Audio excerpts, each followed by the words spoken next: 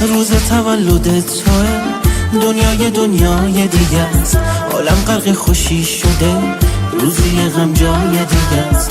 امروز خدا برای من فرشتشو فرستاده، حتما نظر کرده شدم تو رو بهم هدیه داده. چه تقدیری بهتر از این، خدایا از تو ممنونم، خیلی برام ارزشه، قدرشو باید بدونم. اومدنت مبارکه فرشته آسمونی، چاره آرامشم و فقط تویی که میدونی. اومدنت مبارکه فرشته آسمونی، چاره آرامشم و فقط تویی که میدونی.